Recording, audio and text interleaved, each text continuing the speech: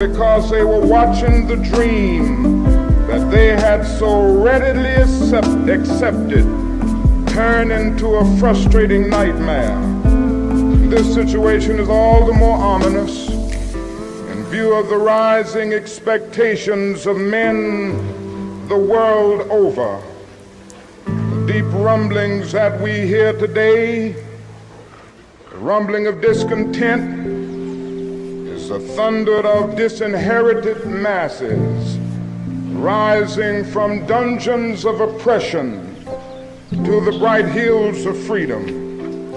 All over the world, like a fever, freedom is spreading in the widest liberation movement in history. The great masses of people are determined to end the exploitation of their races and lands. And in one majestic chorus, they are singing in the words of our freedom song, "Ain't gonna let nobody turn us around."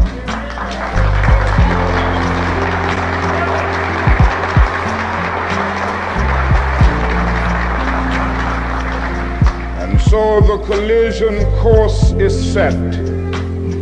The people cry for freedom, and the millions, yes, billions, are appropriated for mass murder. But the most meager pittance of foreign aid for international development is crushed in the surge of reaction. Unemployment rages at a major depression level in the black ghettos. But the bipartisan response is an anti-riot bill rather than a serious poverty program.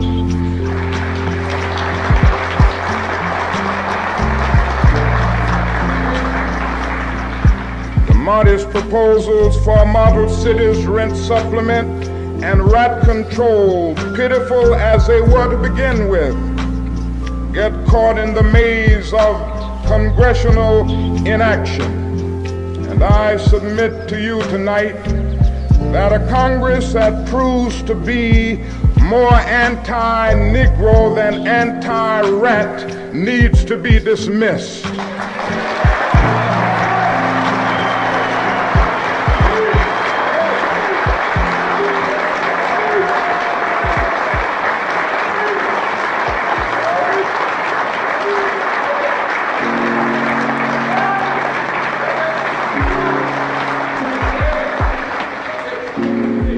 It seems that our legislative assemblies have adopted Nero as their patron saint and are bent on fiddling while our cities burn.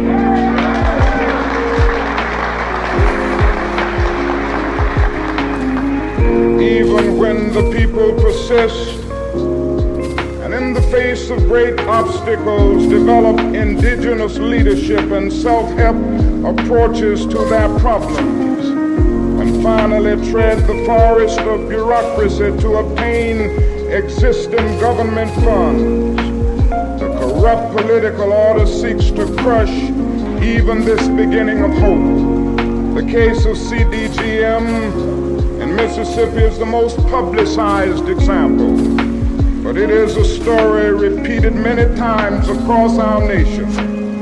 Our own experience here in Chicago is especially painfully present.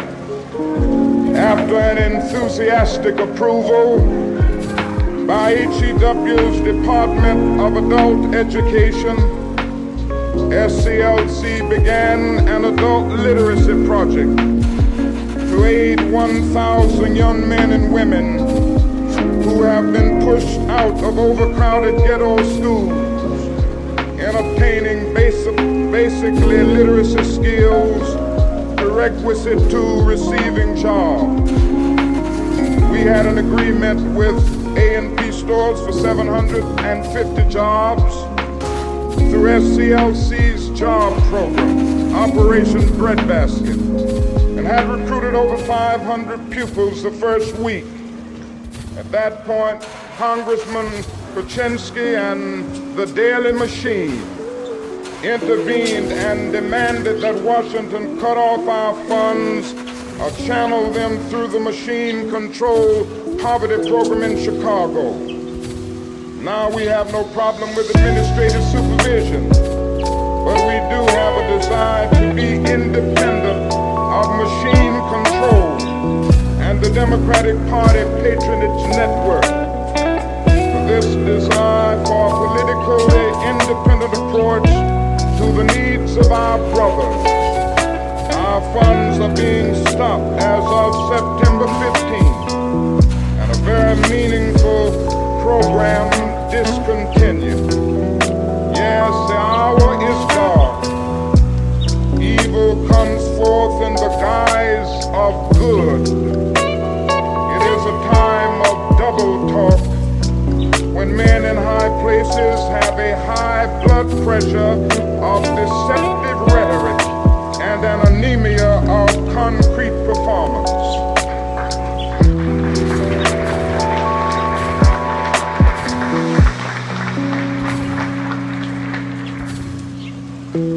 We crowd against welfare handouts to the poor, but generously approve an oil depletion allowance to make the rich richer. 6 Mississippi plantations receive more than $1 million a year not to plant cotton, but no provision is made to feed the tenant farmer who is put out of work by the government subsidy.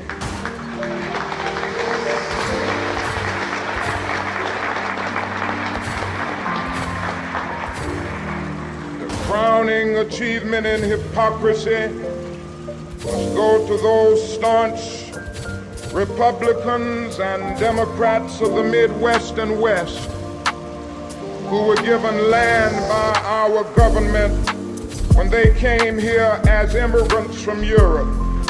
They were given education through the land-grant colleges.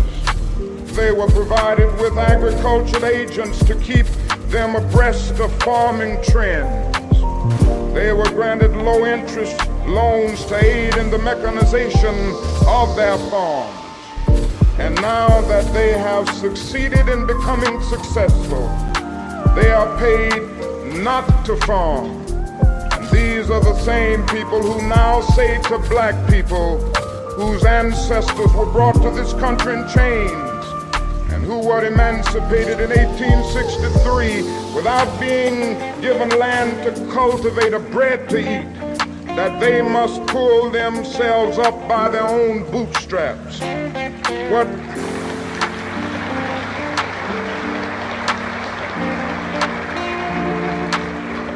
What they truly advocate is socialism for the rich and capitalism for the poor.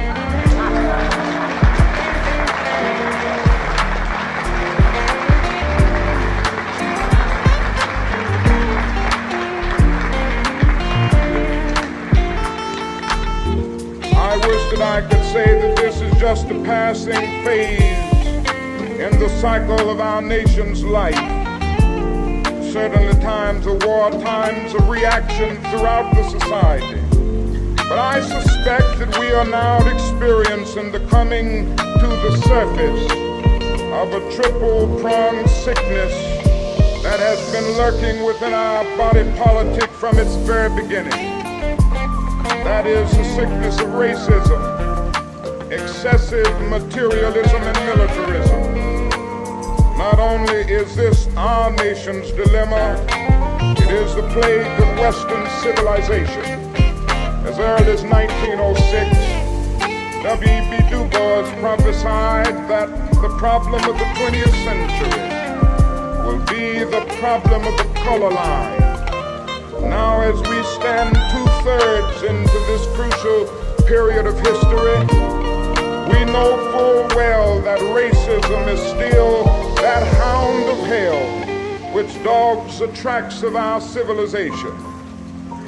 Ever since the birth of our nation, white America has had a schizophrenic personality on the question of race. She has been torn between selves, a self in which she proudly professed the great principles of democracy, and a self in which she madly practiced the antithesis of democracy. This tragic duality has produced a strange indecisiveness and ambivalence toward the Negro, causing America to take a step backward simultaneously with every step forward on the question of racial justice. Be it once attracted to the Negro and repelled by him, to love and to hate him. There has never been a solid, unified, and determined thrust to make justice a reality for Afro-Americans. The step backward has a new name today. It is called the white backlash. But the white backlash is nothing new. It is the surfacing of old prejudices, hostilities, and ambivalences that have always been there. It was caused neither by the cry of black power nor by the unfortunate recent wave of riots in our cities. The white backlash of today is rooted in the same problem that has characterized America ever since the black man landed in chains on the shores of this nation.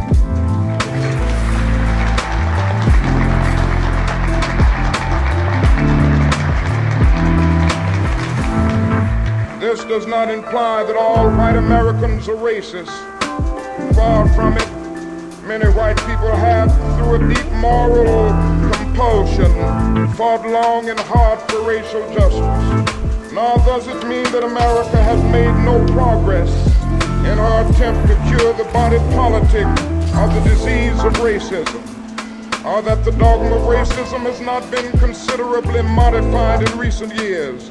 However, for the good of America, it is necessary to refute the idea that the dominant ideology in our country, even today, is freedom and equality, while racism is just an occasional departure from the norm on the part of a few bigoted extremists.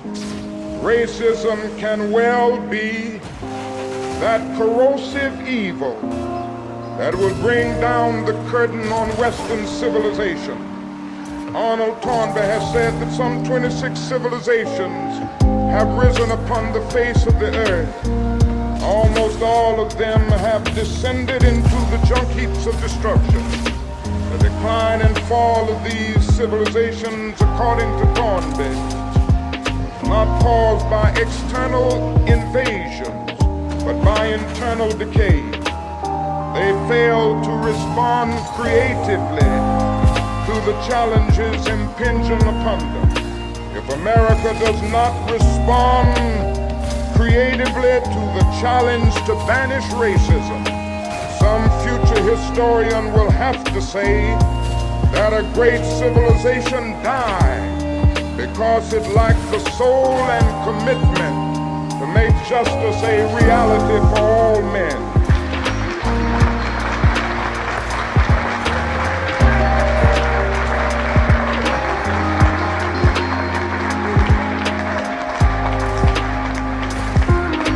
Second aspect of our afflicted society is extreme materialism.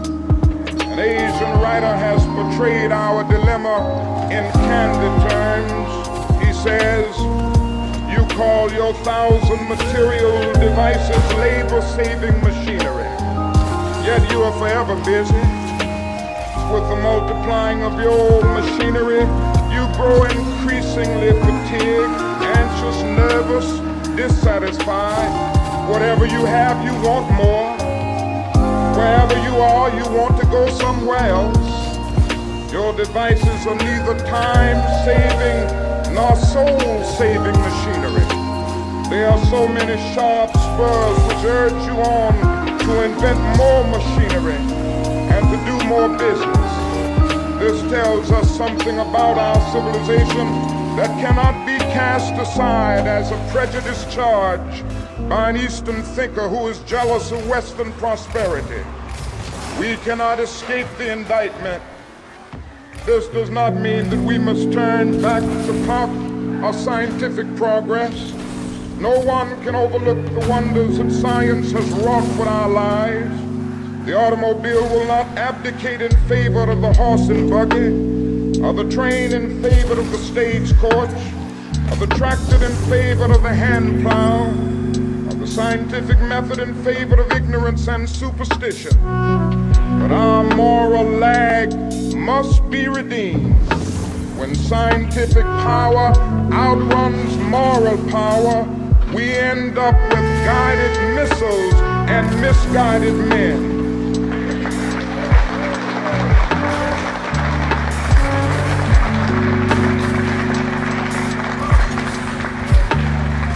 When we foolishly maximize the minimum and minimize the maximum, we sign the warrant for our own day of doom. It is this moral lag in our thing-oriented society that blinds us to the human realities around us, encourages us in the greed and exploitation which create the sector of poverty in the midst of wealth. Again, we have deluded ourselves into believing the myth that capitalism grew and prospered out of the Protestant ethic of hard work and sacrifice. The fact is that capitalism was built on the exploitation and suffering of black slaves.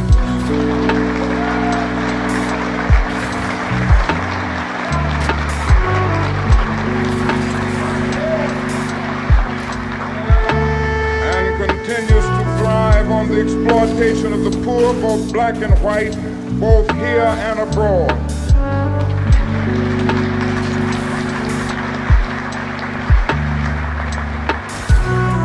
Negroes and poor whites do not participate in the free flow of wealth within our economy, they will forever be poor, giving their energy, their talents, and their limited funds to the consumer market, reaping few benefits and services in return. The way to end poverty is to end the exploitation of the poor.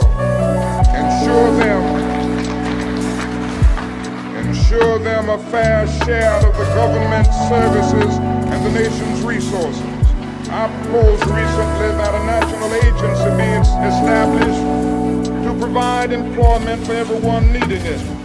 Nothing is more socially inexcusable than unemployment in this age. In the 30s, when the nation was bankrupt, it instituted such an agency, the WPA. In the present conditions of a nation glutted with resources, it is barbarous to condemn people desiring work to soul-sapping inactivity and poverty. I am convinced that even this one massive act of concern would do more than all the state police and armies of the nation to quell riots and still hatreds. The tragedy is that our materialistic culture does not possess the statesmanship necessary to do it. Victor Hugo could have been thinking of 20th century America when he wrote, "There's always more misery among the lower classes than there is humanity in the higher classes."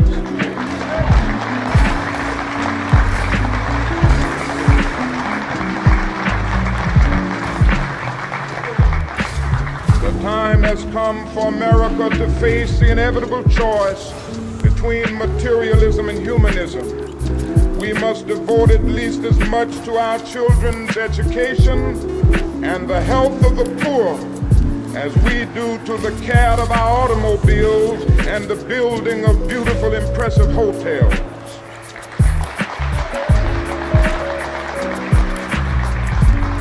We must also realize that the problems of racial injustice and economic injustice cannot be solved without a radical redistribution of political and economic power.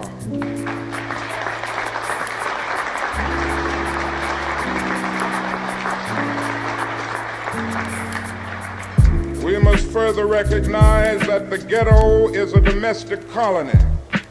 Black people must develop programs that will aid in the transfer of power and wealth into the hands of residents of the ghetto so that they may in reality control their own destinies.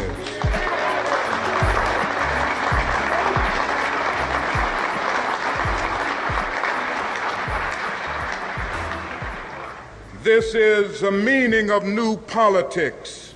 People of goodwill in the larger community must support the black man in this effort. The final phase of our national sickness is the disease of militarism. Nothing more clearly demonstrates our nation's abuse of military power than our tragic adventure in Vietnam.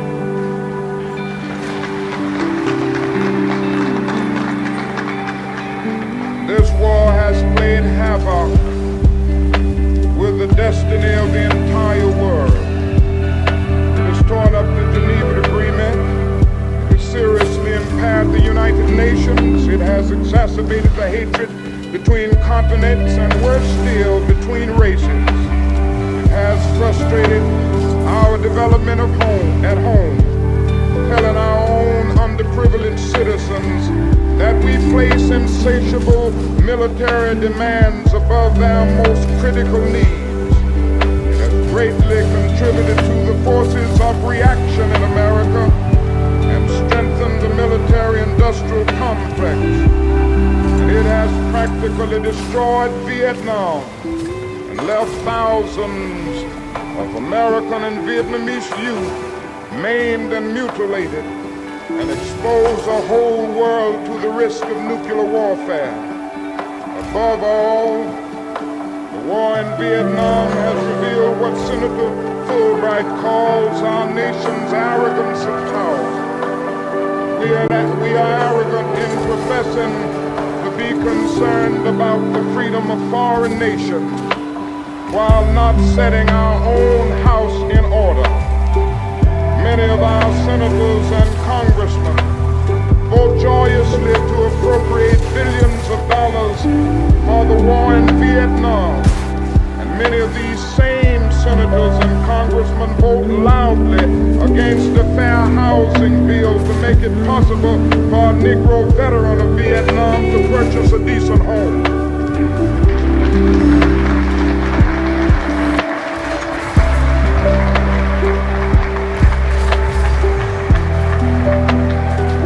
Negro soldiers to kill on foreign battlefields, but offer little protection for their relatives from beatings and killings in our own South. We are willing to make the Negro 100% of a citizen in warfare, but reduce him to 50% of a citizen on American soil.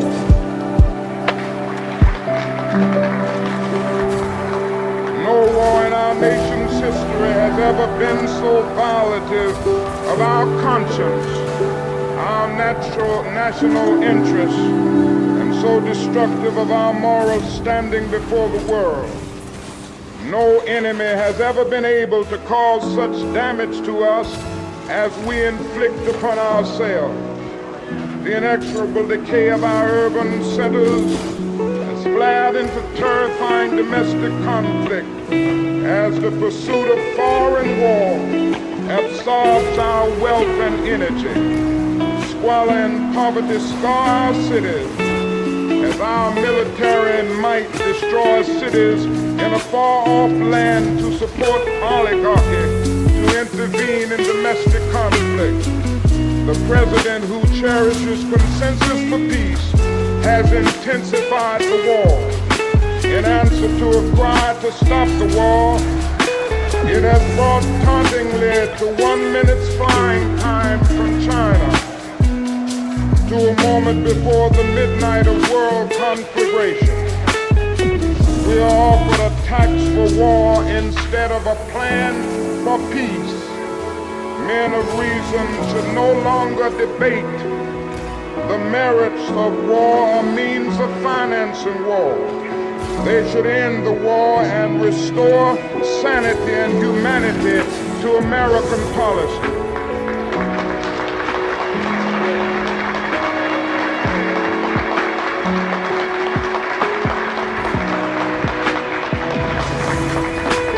If the will of the people continues to be unheeded, all men of goodwill must create a situation in which the 1967-68 elections are made a referendum on the wall. The American people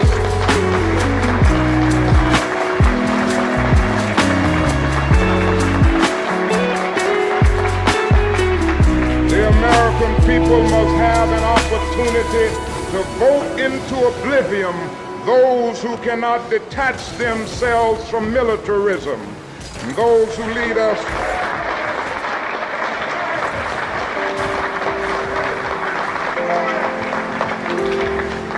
and so we are here because we believe, we hope, we pray that something new might emerge in the political life of this nation, which will produce a new man, new structures and institutions, and a new life for mankind. I am convinced that this new life will not emerge until our nation undergoes a radical revolution of values. When machines and computers, profit motives and property rights are considered more important than people, the giant triplets of racism, economic exploitation and militarism are incapable of being conquered. A civilization can flounder as readily in the face of moral bankruptcy as it can through financial bankruptcy.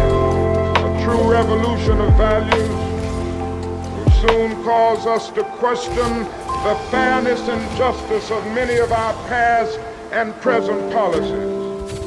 We are called to play the Good Samaritans on life's roadside, but that will only be an initial act. One day the whole Jericho road must be transformed so that men and women will not be beaten and robbed as they make their journey through life. True compassion is more than flinging a coin to a beggar. It understands that an edifice which produces beggars needs restructuring.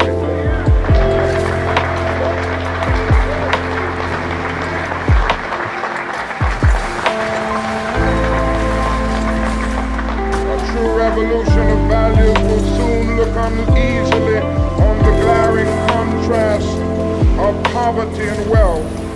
With righteous indignation, it will look at thousands of working people displaced from their jobs with reduced income as a result of automation, while the profits of the employers remain intact, and say this is not just. It will look across the oceans and see individual capitalists of the West investing huge sums of money in Asia and Africa only to take the profits out with no concern for the social betterment of the countries and say this is not just. It will look at our alliance with the landed gentry of Latin America and say this is not just. True revolution of values will lay hands on the world order and say of war, this way of settling differences is not just. This business of burning human beings with napalm, of filling our nation's homes with orphans and widows, of injecting poisonous drugs of hate into the veins of peoples normally humane, of sending men home from dark and bloody battlefields physically handicapped and psychologically deranged, cannot be reconciled with wisdom, justice, and love.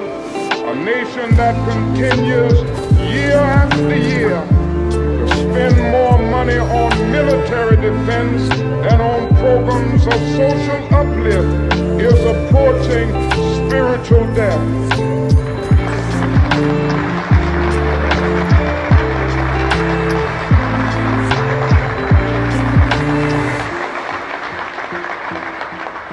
So what we must all see is that these are revolutionary times.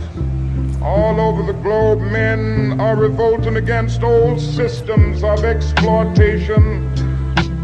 And out of the wounds of a frail world, new systems of justice and equality are being born. The shirtless and barefoot people of the earth are rising up as never before. The people who sat in darkness have seen a great light. We in the West must support these revolutions. It is a sad fact that because of comfort, complacency, a morbid fear of communism, and our proneness to adjust to injustice, the Western nations that initiated so much of the revolutionary spirit of the modern world have now become the arch anti-revolutionaries. This has driven many to feel that only Marxism has the revolutionary spirit. Communism is a judgment.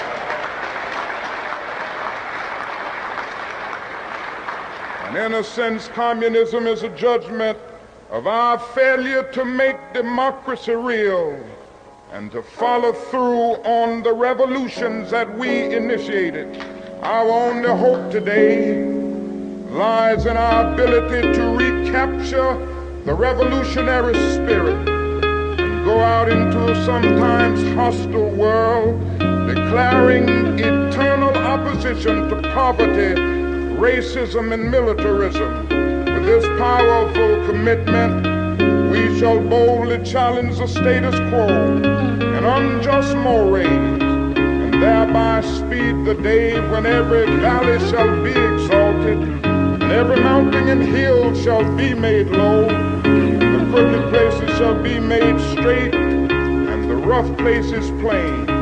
May I say in conclusion that there is a need now more than ever before for men and women in our nation to be creatively maladjusted. Mr. Davis said,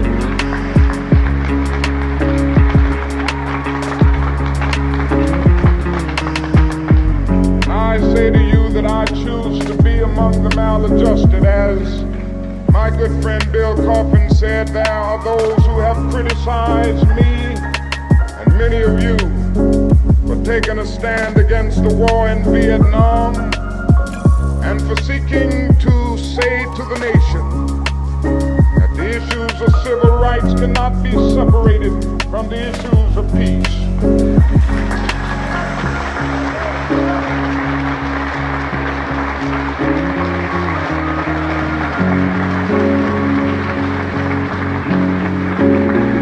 I want to say to you tonight that I intend to keep these issues mixed because they are mixed.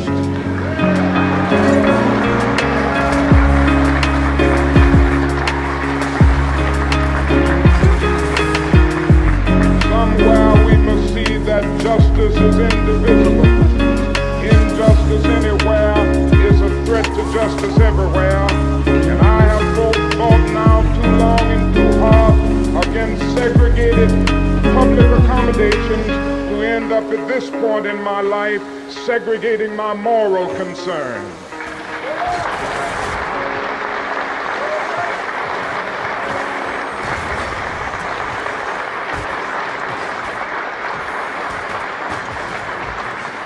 So let us stand in this convention knowing that on some positions, Howard has asked the question, is it safe?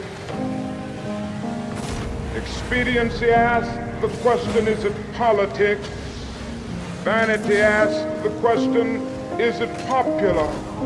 But conscience asks the question, is it right? On some positions,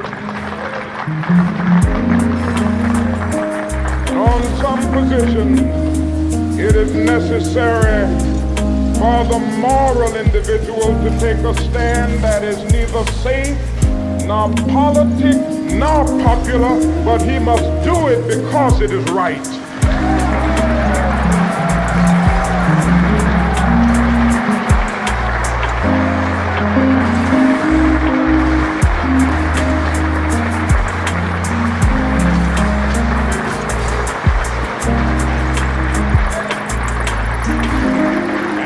say to our nation tonight, we say to our government, we even say to our FBI, we will not be harassed.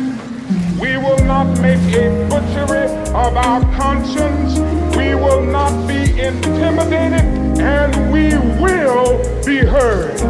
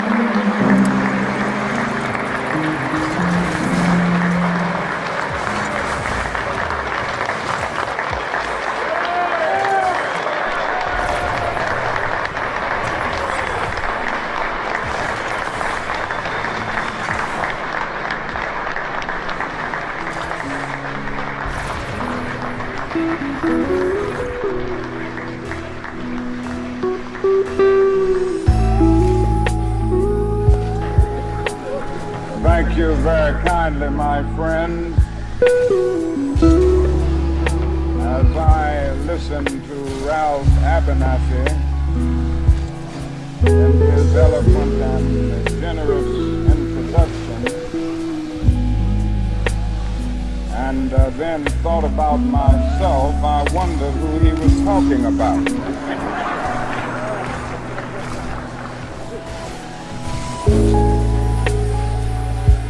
It's always good to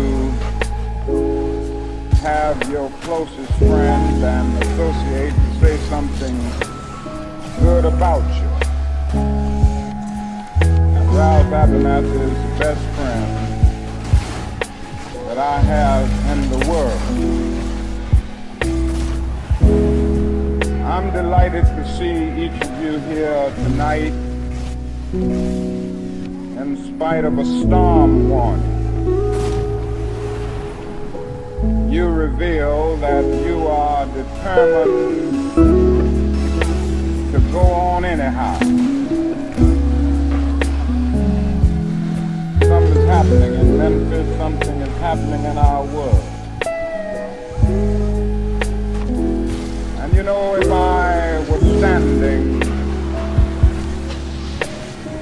at the beginning of time with the possibility of taking a kind of general and panoramic view of the whole of human history up to now, and the Almighty said to me, Martin Luther King, which age would you like to live in? I would take my mental flight by Egypt, and I would watch God's children in their magnificent trek from the dark dungeons of Egypt through, or rather across the Red Sea, through the wilderness on toward the Promised Land. And in spite of its magnificence, I wouldn't stop there.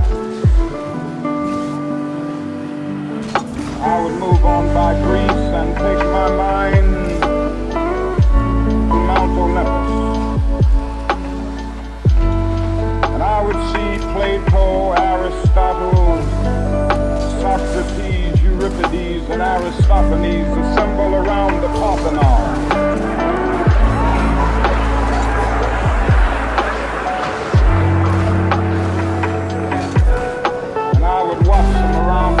As they discuss the great and eternal issues of reality, but I wouldn't stop there. I would go on even to the great heyday of the Roman Empire, and I would see developments around there through various emperors and leaders, but I wouldn't stop there. day of the Renaissance and get a quick picture of all that the Renaissance did for the cultural and aesthetic life of man, but I wouldn't stop there. I would even go by the way that the man for whom I'm named had his habitat. And I would watch Martin Luther as he tacked his 95 theses on the door at the Church of Wittenberg, but I wouldn't stop there. I would come on up even to 1863 and watch a vacillating president by the name of Abraham Lincoln finally come to the conclusion that he had to sign the Emancipation Proclamation, but I wouldn't stop there.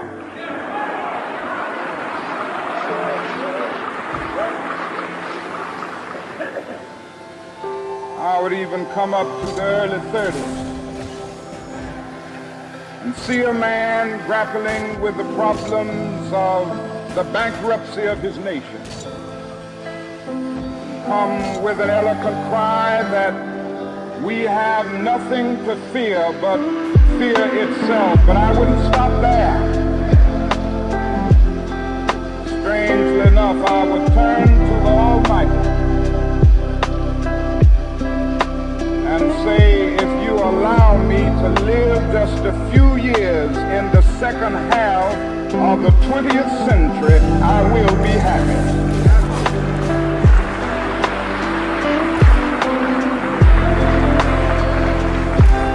Now that's a strange statement to make because the world is all messed up. The nation is sick. Trouble is in the land, confusion all around. That's a strange statement. But I know somehow that only when it is dark enough can you see the stars. And I see God working in this period of the 20th century in a way that men in some strange way are responding. Something is happening in our world.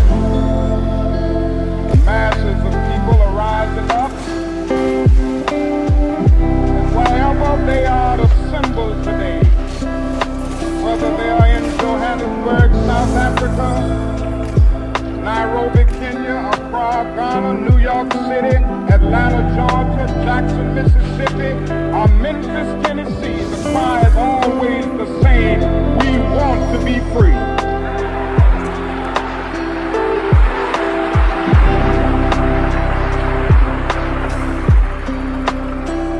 Another reason that I'm happy to live in this period is that we have been forced to a point where we are going to have to grapple with the problems that men have been trying to grapple with through history, but the demands didn't force them to do it. Survival demands that we grapple with them. Men for years now have been talking about war and peace, but now no longer can they just talk about it. It is no longer the choice between violence and non-violence in this world. It's non-violence or non-existence. That is where we are today.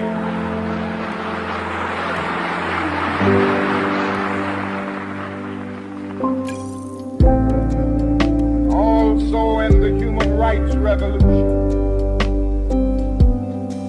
is something getting done and done in a hurry to bring the colored peoples of the world out of their long years of poverty, their long years of hurt and neglect. The whole world is doomed.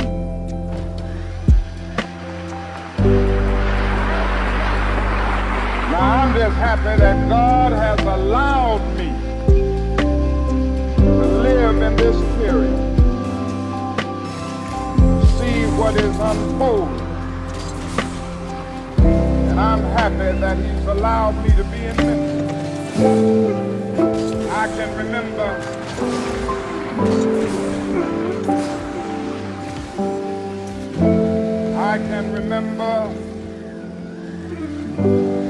when Negroes were just going around, as Ralph has said so often, scratching where they didn't itch and laughing when they were not tickled.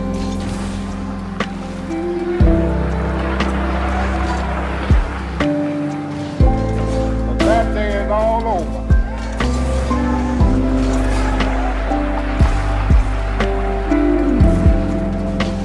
We mean business now, and we are determined to gain our rightful place in God's world.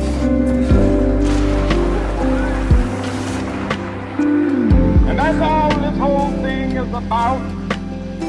We aren't engaged in any negative protests and in any negative arguments with anybody. We are saying that we are determined to be men. We are determined to be people. We are saying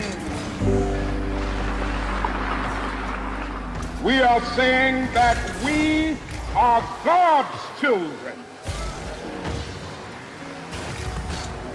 And if we are God's children, we don't have to live like we are forced to live. Now, what does all of this mean in this great period of history? It means that we've got to stay together. We've got to stay together and maintain unity. You know, whenever Pharaoh wanted to prolong the period of slavery in Egypt, he had a favorite formula for doing it. What was that? He kept the slaves fighting among themselves.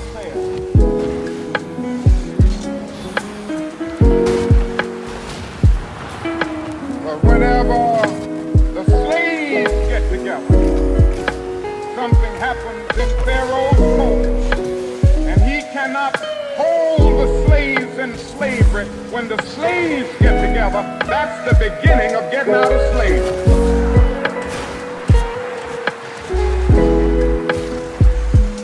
Now let us maintain unity. Secondly, let us keep the issues where they are. The issue is injustice. The issue is the refusal of Memphis to be fair and honest in its dealings with its public servants who happen to be sanitation workers.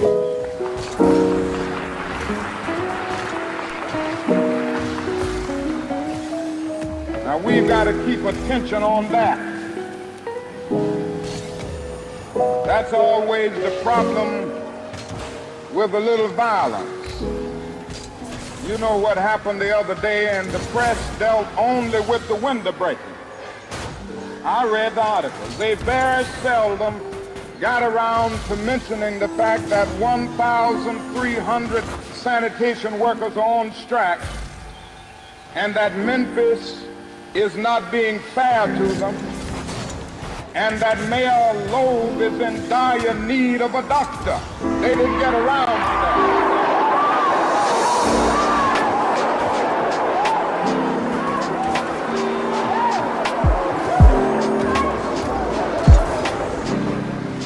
Now we're going to march again, and we've got to march again in order to put the issue where it is supposed to be.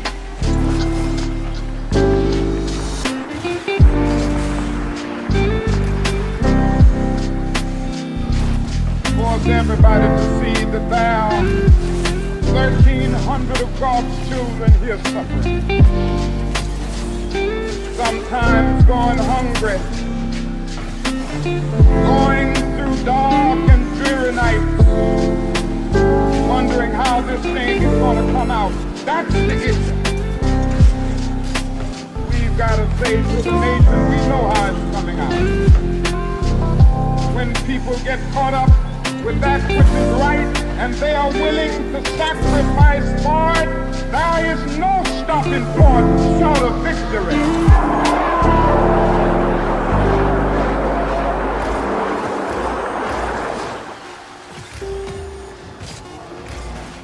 We aren't going to let any mace stop us. We are masters in our nonviolent movement in disarming police forces. They don't know what to do. I've seen them so often. I remember in Birmingham, Alabama,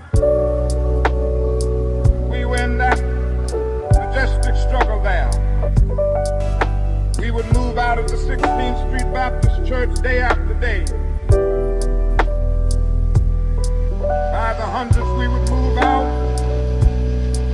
Bull Connor would tell them to send the dogs for us. And they did come. We just went before the dogs singing, ain't gonna let nobody turn me around.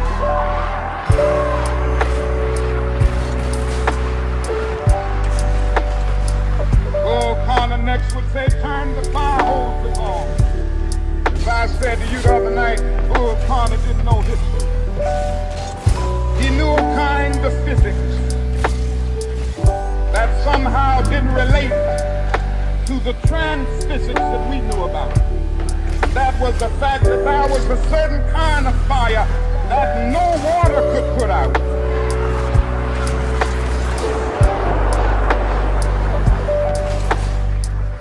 And we went before the fire hose. We had known water. If we were Baptist or some other denomination, we had been immersed. If we were Methodist and some others, we had been sprinkled, but we knew water. That couldn't stop us.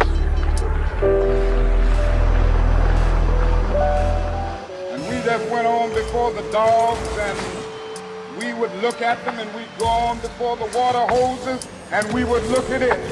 And we just go on singing, over my head I see freedom in the air.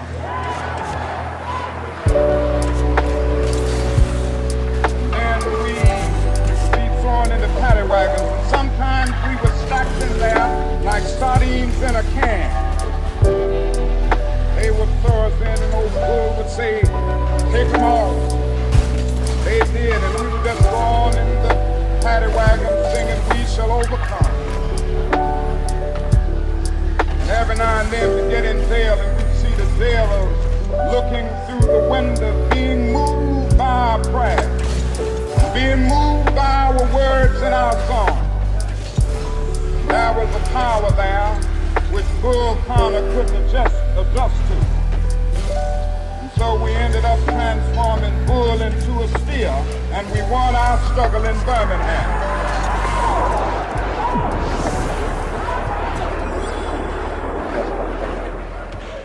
Now we've got to go on in Memphis just like that.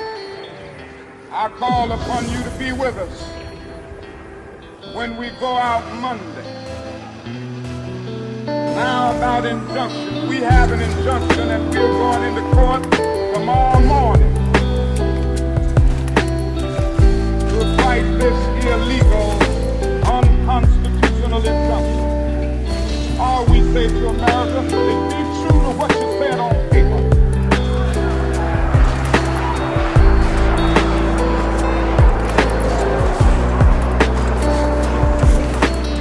I lived in China or even Russia or any totalitarian country, maybe I could understand some of these illegal injunctions.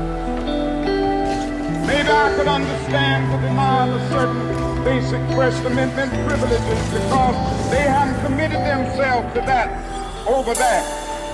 But somewhere I read of the freedom of assembly. Somewhere I read of the freedom of speech. Somewhere I read of the freedom of press. Somewhere I read that the greatness of America is the right to protest for rights.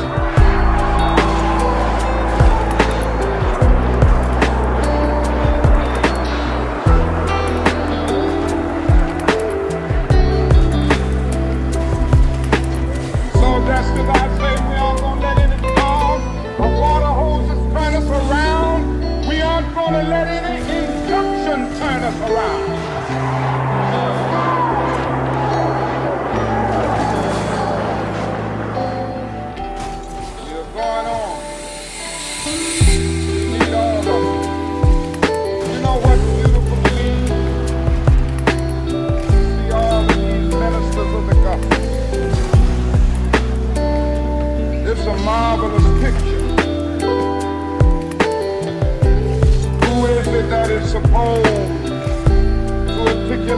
longings and aspirations, the people more than the preacher. Somehow the preacher will have a kind of fire shut up in his bones. And whenever injustice is around, he must tell it. Somehow the preacher must be an Amos. Said, when God speaks, who can but prophesy? Again with Amos, let justice roll down like waters and righteousness like a mighty stream. Somehow the preacher must say with Jesus, the Spirit of the Lord is upon me because he has anointed me. And he's anointed me to deal with the problems of the poor.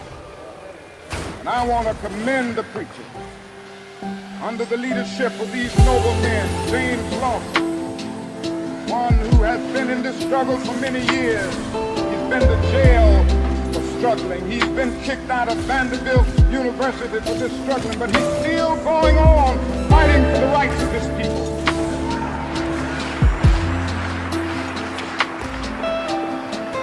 Reverend Ralph Jackson, Billy Kyle, I could just go right on down the list. Time will not permit, but I want to thank all of them. And I want you to thank them. Because so often preachers aren't concerned about anything but themselves.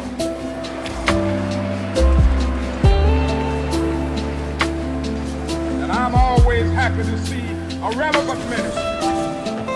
It's all right to talk about long white robes over yonder and all of its symbolism. But ultimately, people want some suits and dresses and shoes to wear down here.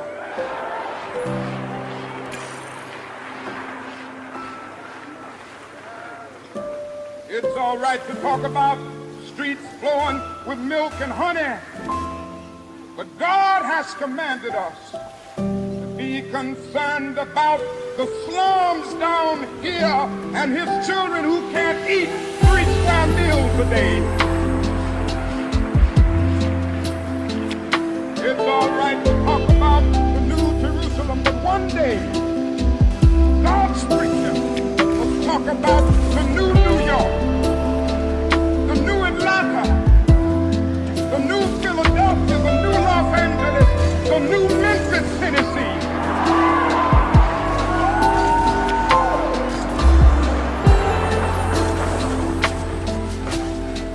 This is what we have to do. Now, the other thing we have to do is this.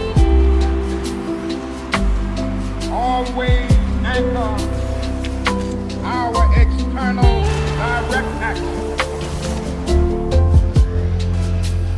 with the power of economic withdrawal.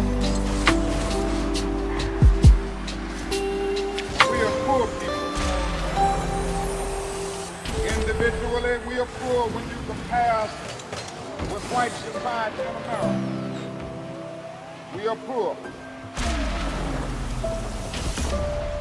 Never stop yet. That collectively, that means all of us together. Collectively, we are richer than all the nations in the world with the exception of 9. You ever think about that? After you leave the United States, Soviet Russia, Great Britain, West Germany, France, I can name others. American Negro collectively is richer than most nations of the world. We have an annual income of more than $30 billion a year, which is more than all of the exports of the United States and more than the national budget of Canada. Did you know that? That power right there, if we know how to...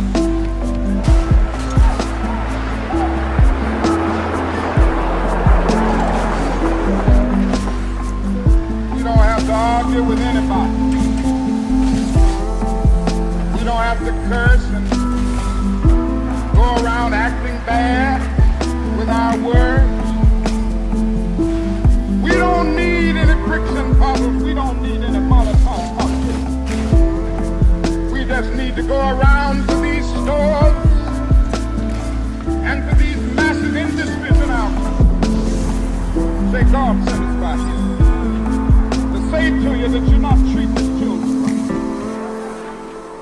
And we come by here to ask you to make the first item on your agenda fair treatment where God's children are concerned. Now, if you are not prepared to do that, we do have an agenda that we must follow.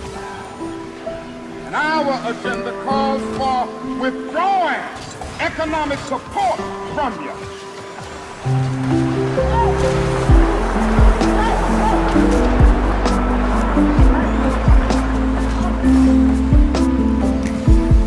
as a result of this, we ask you tonight to go out and tell your neighbors not to buy Coca-Cola in this thing.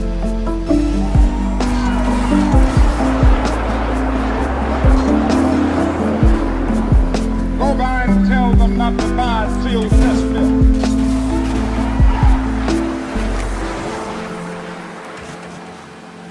Tell them not to buy what is all the bread, Wonder Bread.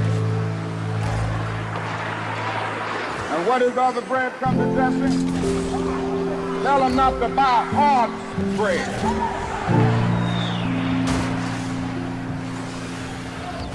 As Jesse Jackson has said, up to now, only the garbage men have been feeling pain. Now we must kind of redistribute the pain.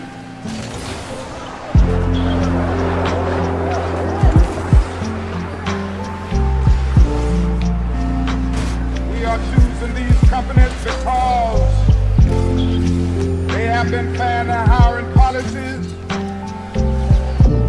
We are choosing them because they can begin the process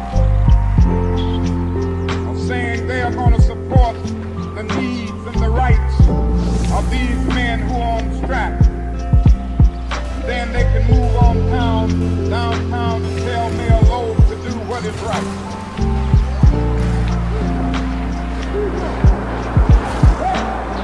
And not only that, we've got to strengthen black institutions. I call upon you to take your money out of the banks downtown and deposit your money in Tri-State Bank.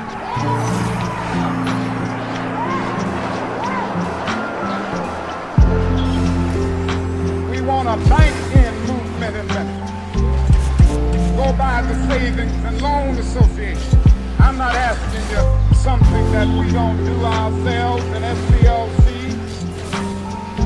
Judge Hooks and others will tell you that we have an account here in the Savings and Loan Association from the Southern Christian Leadership Conference. We are telling you to follow what we are doing. Put your money there.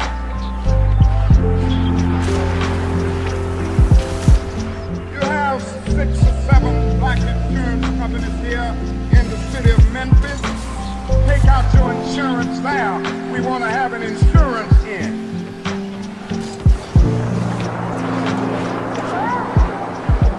These are some practical things that we can do. We begin the process of building a greater economic base.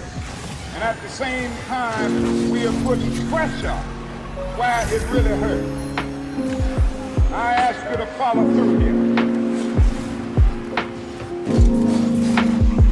Now let me say as I move to my conclusion,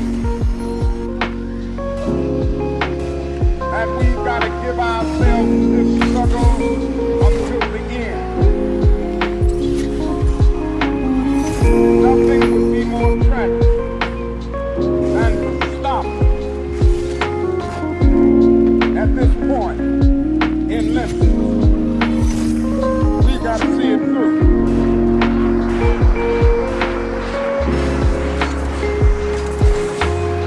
We have our martyrs. It means leaving work. It means leaving school. Be there.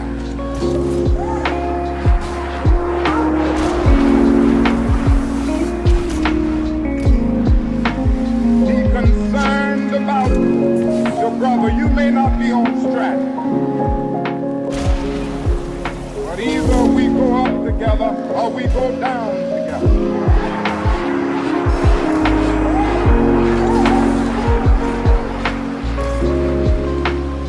Let us develop a kind of dangerous unselfishness. One day a man came to Jesus. He wanted to raise questions about vital matters of life. Points he wanted to trick Jesus, show him that he knew a little more than Jesus knew and throw him off base. Now that question could have easily ended up in a philosophical and theological debate. But Jesus immediately pulled that question from midair, placed it on the dangerous curve between Jerusalem and Jericho. He talked about a certain man who fell among thieves.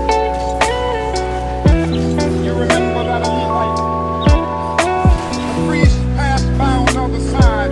They didn't stop to help him. Finally, a man of another race came by. He got down from his feet, decided not to be compassionate by proxy. And he got down with him, administered first aid, helped the man in need. Jesus ended up saying this was the good man, this was the great man, because he had the capacity to project the eye into the power and to be concerned about his brother. Now you know we use our imagination a great deal to try to determine why the priest and the Levite didn't stop. Sometimes we say they were busy going to a church meeting, an ecclesiastical gathering, and they had to get on down to Jerusalem so they wouldn't be late for their meeting. At other times, we would speculate that there was a religious law that one who was engaged in religious ceremonials was not to touch a human body 24 hours before the ceremony. And every now and then we begin to wonder whether maybe they were not going down to Jerusalem, down to Jericho, rather, to organize a Jericho Road Improvement Association. That's a possibility. Maybe they felt that it was better to deal with the problem from the causal root rather than to get bogged down with an individual effect. But I'm going to tell you what my imagination tells me. It's possible that those men were afraid. You see, the Jericho Road is a dangerous road. I remember when Mrs. King and I were first in Jerusalem. We rented a car and drove from Jerusalem down to Jericho. And as soon as we got on that road, I said to my wife, I can see why Jesus used this as the setting for his parable. It's a winding, meandering road. It's really conducive for ambushing. You start out in Jerusalem, which is about 1,200 miles, or rather 1,200 feet above sea level. By the time you get down to Jericho, 15 or 20 minutes later, you're about 2,200 feet below sea level. That's a dangerous road. In the days of Jesus, it came to be known as the bloody path. You know, it's possible that the priest and the Levite looked over that man on the ground and wondered if the robbers were still around. Or it's possible that they felt that the man on the ground was merely faking. He was acting like he had been robbed and hurt in order to seize them over there, love them there for quick and easy seize. So the first question that the priest asked, the first question that the Levite asked was, if I stop to help this man, what will happen to me? Then the Good Samaritan came by. He reversed the question. If I do not stop to help this man, what will happen to him? That's the question before you tonight. Not if I stop to help the sanitation workers, what will happen to my job? sanitation workers? What will happen to all of the hours that I usually spend in my office every day and every week as a pastor? The question is not if I stop to help this man in need, what will happen to me? The question is, if I do not stop to help the sanitation workers, what will happen to them? That's the question.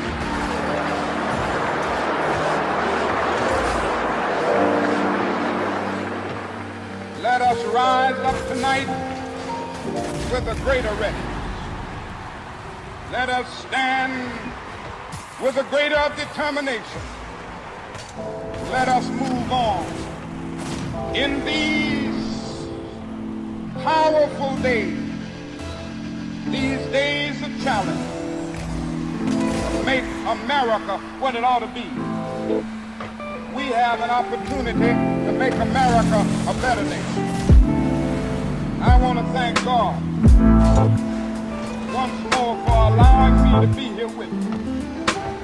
You know, several years ago I was in New York City autographing the first book that I had written. While sitting there autographing books, the minute the black woman came up, the only question I heard from her was, "You, Martin Luther King?" And I was looking down writing and I said, "Yes." The next minute I felt something beating on my chest. Before I knew it, I had been stabbed by just a minute more. I was rushed to Harlem Hospital. It was a dark Saturday afternoon. That blade had gone through and the x-rays revealed that the tip of the blade was on the edge of my aorta, the main artery. Once that's pumped, you're drowned in your own blood. That's the end of it. It came out in the New York Times the next morning that if I had merely sneezed, I would have died. Well, about 4 days later, they allowed me, after the operation, after my chest had been opened and the blade had been taken out, move around in the wheelchair in the hospital. They allowed me to read some of the mail that came in from all over the states, the world. Kind letters came in. I read a few, but one of them I will never forget. I had received one from the president and the vice president. I've forgotten what those telegrams said. I received a visit and a letter from the governor of New York, but I've forgotten what that letter said. But there was another letter that came from a little girl, a young girl, who was a student at the White Plains High School. And I looked at that letter and I'll never forget it. Said simply, "Dear Dr. King, I am a 9th grade student at the White Plains High School." She said, "While it should not matter, I would like to mention that I'm a white girl. I read in the paper of your misfortune and of your suffering. And I read that if you had sneezed, you would have died. I'm simply writing you to say that I'm so happy that you didn't sneeze. And I want to say tonight,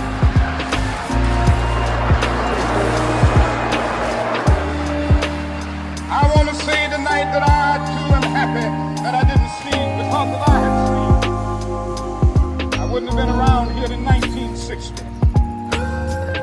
Students all over the South started sitting in at lunch counters.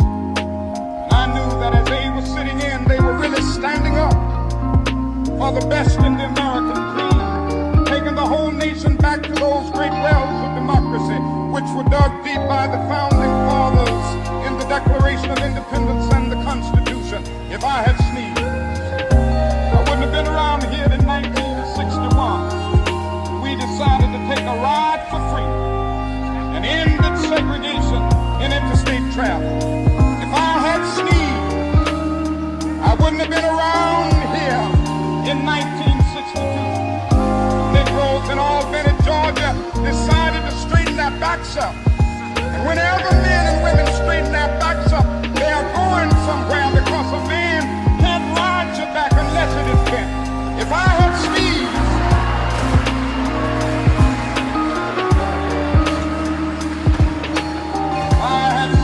I wouldn't have been here in 1963.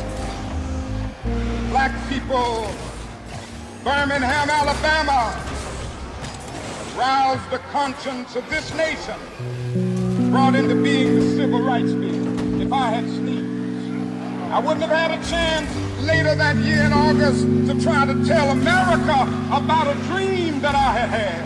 If I had sneezed, I wouldn't have been down in Selma, Alabama to see the great movement there. If I had sneezed, I wouldn't have been in Memphis to see a community rally around those brothers and sisters who are suffering.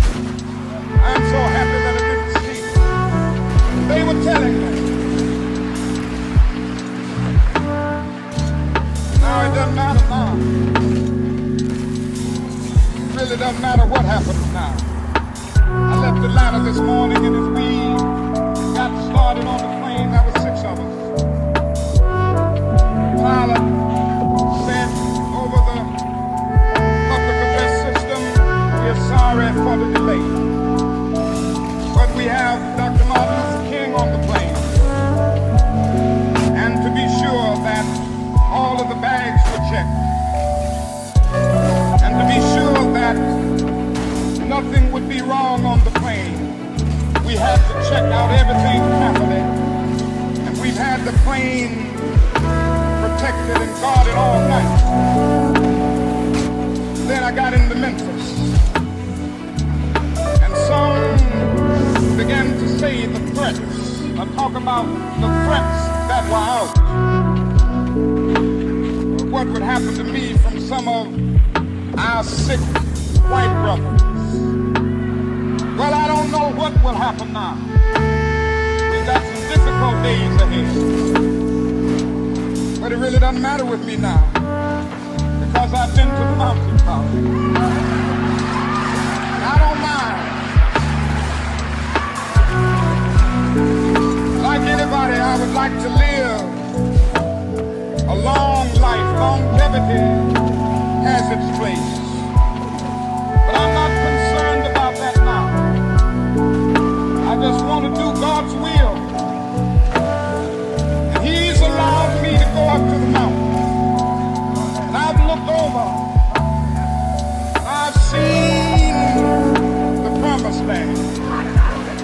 I may not get there with you, but I want you to know tonight that we as a people will get to the promised land.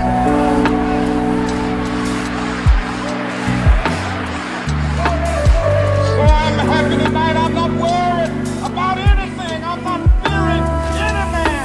Mine eyes have seen the glory of the coming of the Lord.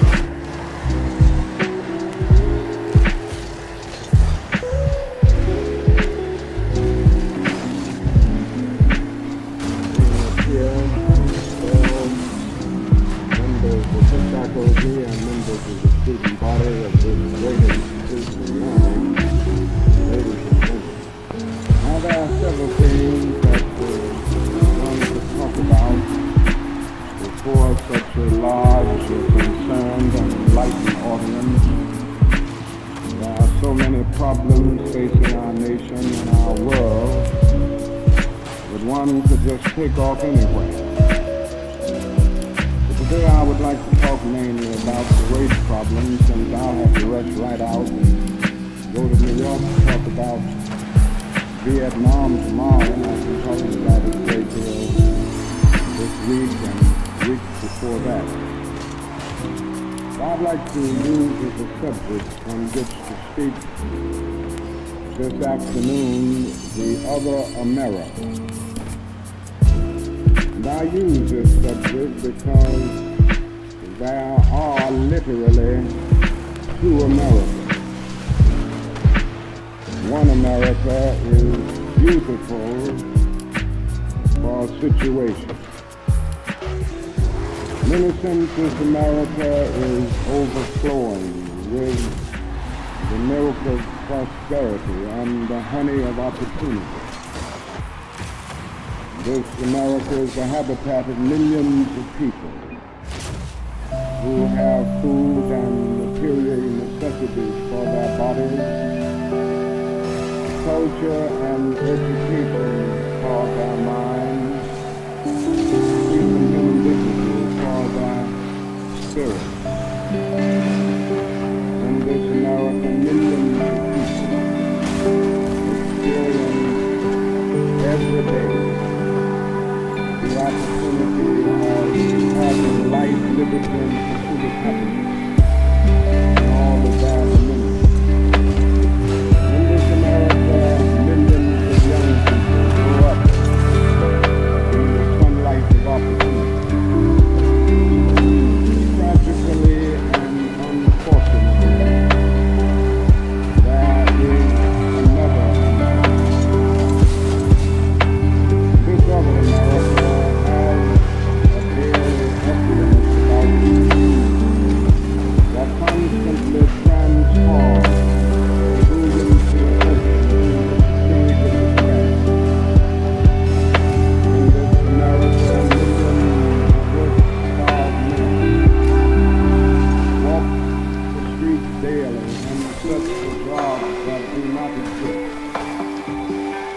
In this America, millions of people find themselves living in rat-infested, vermin-filled slums. In this America, people are poor by food. They find themselves perishing on a lonely island of poverty in the midst of a vast ocean of material prosperity.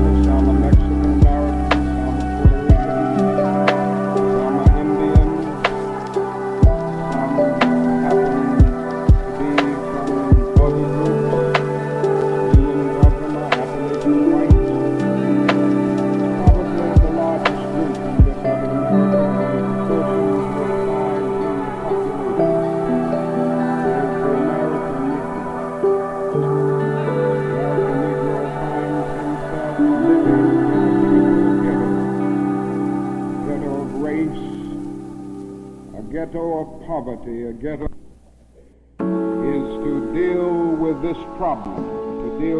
problem of the two Americas.